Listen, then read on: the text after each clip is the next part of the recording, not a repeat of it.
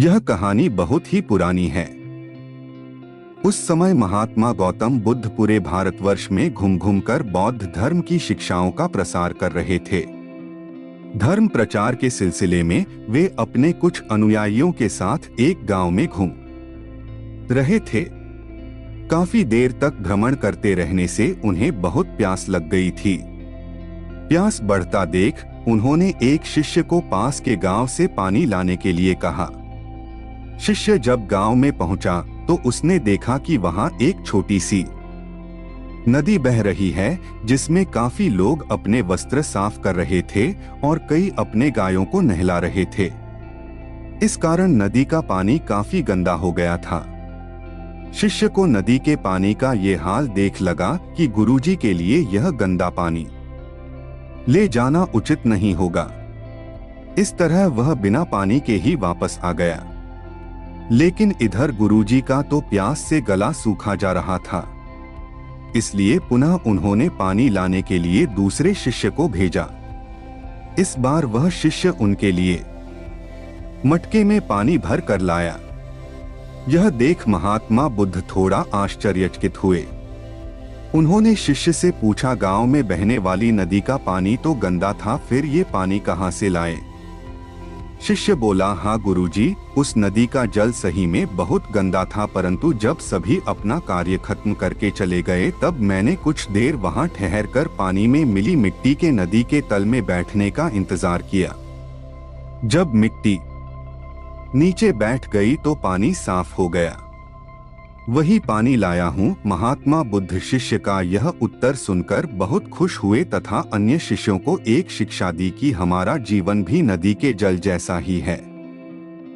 जीवन में अच्छे कर्म करते रहने से यह हमेशा शुद्ध बना रहता है, परंतु अनेकों बार जीवन में ऐसे भी क्षण आते हैं जब हमारा जीवन दुख और समस्याओं से घिर जाता है। ऐसी अवस्था में जीवन समान यह पानी भी गंदा लगने लगता है। मित्रों, इसलिए हमें जीवन में दुख और बुराइयों को देखकर अपना साहस नहीं खोना चाहिए और धैर्य रखना चाहिए। गंदगी समान ये समस्याएं स्वयं ही धीरे धीरे खत्म हो जाती हैं। गौतम बुद्धा स्टोरी 2 अपने दुखों का कारण ही है। एक समय की बात है, भगवान बुद्ध एक नगर में घूम रहे थे। उस नगर के आम नागरिकों के मन में बुद्ध के विरोधियों ने यह बात बैठा दी थी कि वह एक ढोंगी है और हमारे धर्म को भ्रष्ट कर रहा है। इस वजह से वहां के लोग उन्हें अपना दुश्मन मानते थे। जब नगर के लोगों ने बुद्ध को देखा तो उन्हें भला बुरा कहने लगे और बदुआएं देने लगे। गौतम बुद्ध नगर के लोगों की उलाहने शांति से बिना बोलने सुनते रहे, लेकिन जब नगर के लोग उन्हें बोलते बोलते थक गए तो महात्मा बुद्ध बोले, क्षमा चाहता हूँ, लेकिन अगर आप लोगों की बातें खत्म हो गई है तो मैं यहाँ जाऊं। भगवान बुद्ध की यह बात सुन वहाँ के लोग बड़े आश्चर्यचकित हुए। वही खड़ा एक आदमी बोला, ओ भाई, हम तुम्हारा गुणगान नहीं कर रहे हैं, हम तो तुम्हें गालियां दे रहे हैं। क्या इसका तुम पर कोई असर नहीं होता? बुद्ध बोले, आप सब मुझे चाहे जितनी गालियां दो, मैं उन्हें लूंगा ही नहीं। आपके गालियां देने से मुझ पर कोई असर नहीं पड़ता जब तक कि मैं उन्हें स्वीकार नहीं करता। बुद्ध आगे बोले, और जब मैं इन गालियां को डोट लूंगा ही नहीं तो यह कहां रह जाएगी? निश्चित ही आपके पास। मित्रों, बुद्ध के जीवन का यह छोटा सा प्रसंग हमारे जीवन में एक नया परिवर्तन ला सकता है, क्योंकि बहुत से लोग अपने दुखों का कारण दूसरों को मानते हैं, जो कि अच्छी बात नहीं है। ऐसा कर हम स्वयं के लिए गड्ढा खोद रहे होते हैं। यह सब हम पर निर्भर है कि हम लोगों के नेगेटिव बातों को कैसे लेते हैं, उन्हें स्वीकार कर रहे हैं या नकार रहे हैं। गौतम बुद्धा स्टोरी 3। इस दुनिया में कोई गरीब नहीं। एक समय की बात है, भगवान गौतम बुद्ध एक गांव में धर्म सभा को संबोधित कर रहे थे। लोग अपनी विभिन्न परेशानियों को लेकर उनके पास जाते और उसका हल लेकर खुशी खुशी वहां से लौटते। उसी गांव के सड़क के किनारे एक गरीब व्यक्ति बैठा रहता तथा महात्मा बुद्ध के उपदेश शिविर में आने जाने वाले लोगों को बड़े ध्यान से देखता। उसे बड़ा आश्चर्य होता कि लोग अंदर तो बड़े दुखी चेहरे लेकर जाते हैं, लेकिन जब वापस आते हैं तो बड़े खुश और प्रसन्न दिखाई देते हैं।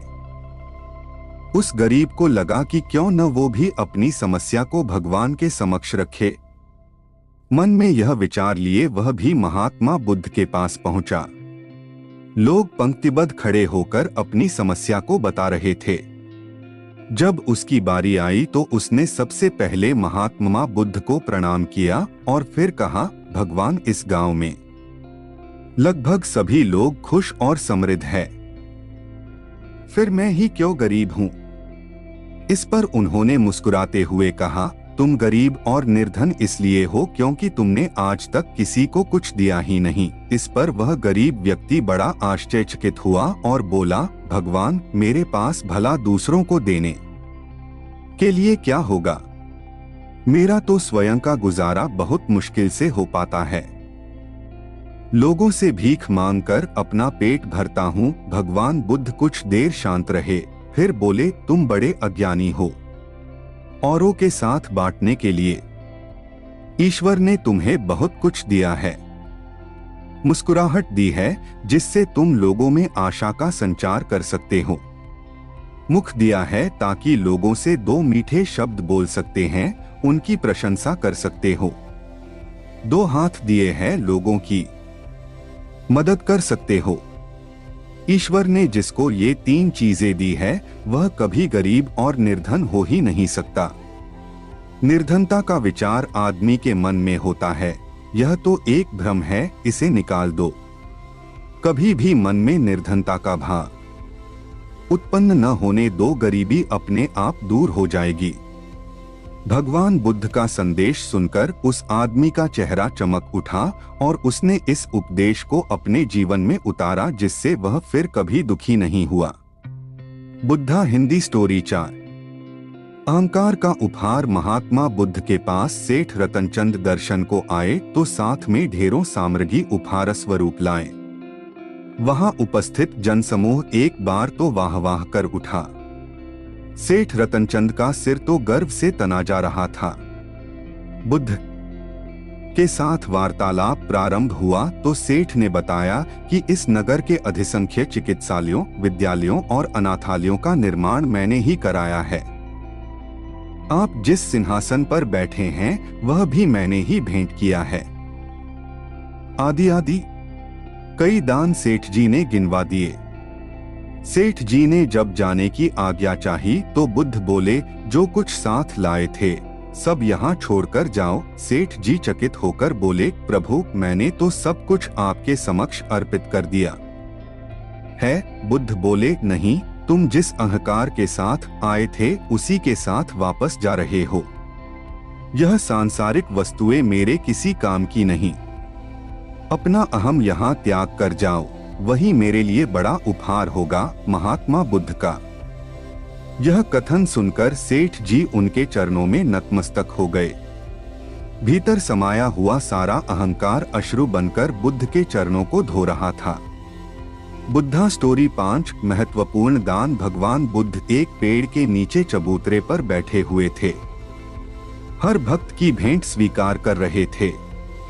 तभी एक वृद्धा आई। उसने कांपती आवाज में कहा, भगवान, मैं बहुत गरीब हूँ, मेरे पास आपको भेंट देने के लिए कुछ भी नहीं है। हाँ, आज एक आम मिला है, मैं इसे आधा खा चुकी थी, तभी पता चला कि तथागत आज दान ग्रहण करेंगे।